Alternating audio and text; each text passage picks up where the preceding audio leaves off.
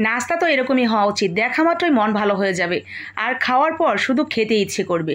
আর বানানোরও তেমন কোনো ঝামেলা নেই, তেমন কোনো খরচ নেই। অল্প খরচে হাতের কাছে থাকা উপকরণ দিয়ে এরকম মচমচে দারুণ সুন্দর দেখতে এই নাস্তাটি আপনি ঘরে বসেই তৈরি করে নিতে পারবেন শুধুমাত্র আমার রেসিপিটি ফলো করে। আর বানানো একদম পানির মতো সহজ। প্রথম দেখাতে মনে হতে পারে এটা কিভাবে হয়েছে, তো পুরোটা দেখলে অবশ্যই বুঝে যাবেন। তো প্রথমে আমরা পুরটা বানিয়ে নেব। আমি এখানে চিকেন নিয়েছি অল্প একটু, একদম ছোট ছোট করে কেটে। এরপরে তেলের উপরে গরম মশলা তেজপাতা দিয়ে বেশ কিছুটা পেঁয়াজ কাঁচামরিচ দিয়ে দিলাম। পেঁয়াজ কাঁচামরিচটা পুরোপুরি ভাজবো না, একটু নরম হয়ে আসলেই এখানে একটু পানি অ্যাড করে দিব। এরপরে হলুদের গুঁড়া, ধনিয়ার গুঁড়া, মরিচের গুঁড়া, স্বাদ মতো লবণ আর দিয়ে দিব আদা রসুন জিরা বাটা। তো সব কিছু দিয়ে আমরা মশলাটাকে ভালো করে কষিয়ে নিব। মশলা কষানো হয়ে গেলে এইখানে দিয়ে দেবো ওই যে প্রথমেই দেখলাম যে চিকেনটা, সেই চিকেনটা। তো চিকেনের সাথে আমি সামান্য একটু পানি দিয়ে অ্যাড করে দিয়ে দিলাম। এখন এইভাবে কিছুক্ষণ রান্না করে নেব। একদম পুরোপুরি চিকেনটা যখন সিদ্ধ হয়ে যাবে এরপরে আমি একটু ভাজা জিরার গুঁড়া দিয়ে দিলাম। এখন সুন্দর করে পানিটা শুকিয়ে একটু সময় ধরে রান্না করে নেব। তবে একেবারে শুকনো শুকনো করে ভাজা ভাজা করে ফেলবো না, একটু যাতে জুসি জুসি ভাবটা থাকে, একটু রস রস থাকে, ঠিক এরকমভাবেই নামিয়ে রেখেছি।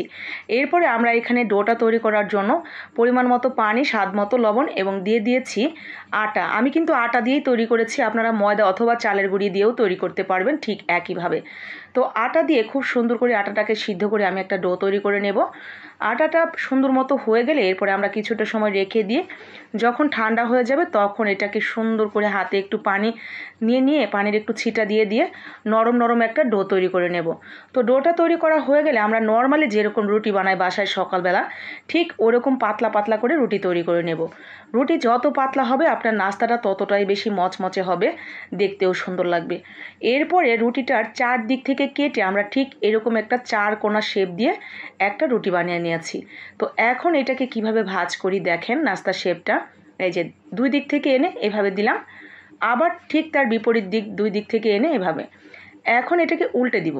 ঠিক এভাবে উল্টে দিয়ে আমি মাঝখানে দিয়ে দিলাম পুর। তো পুরটা দিয়ে দেওয়ার পর দেখেন এখন কিভাবে জয়েন করব, এই যে এভাবে দুইটা পাশ ধরে এই মাথাটা জয়েন করে দিলাম, আবার একটা পাশ এনে এই মাথাটাও জয়েন করে দেব।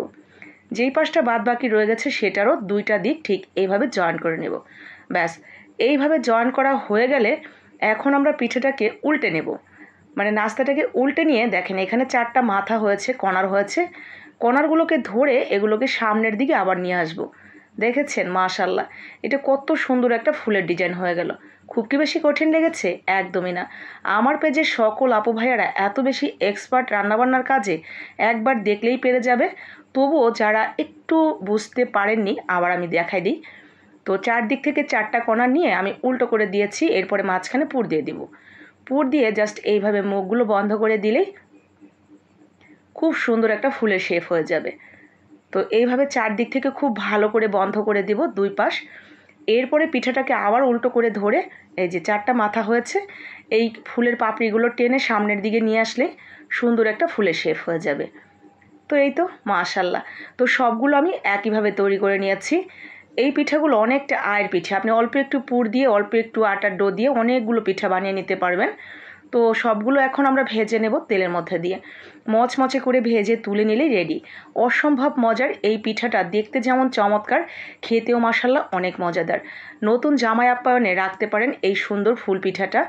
এছাড়াও আপনার বিশেষ মানুষ বা আপনার বাসায় যদি পুচকো পাচকো থাকে তাদেরকে বানিয়ে দিলে খুব খুশি হয়ে যাবে। মচমচে দারুণ স্বাদের লোভনীয় দেখতে এই নাস্তাটা রাখতে পারেন বিকেলবেলা চায়ের আড্ডায় প্রিয় মানুষকে খুশি করার জন্য। পাশাপাশি 2-1 কাপ ঘন দুধের চা রাখবেন, আর কি চাই, জমিয়ে আড্ডা দিবেন আর খাবেন। ভালো লাগলে বানাবেন, লাইক কমেন্ট শেয়ার করে দিবেন বাকি আপু ভাইয়াদের দেখার জন্য। আসসালামু আলাইকুম।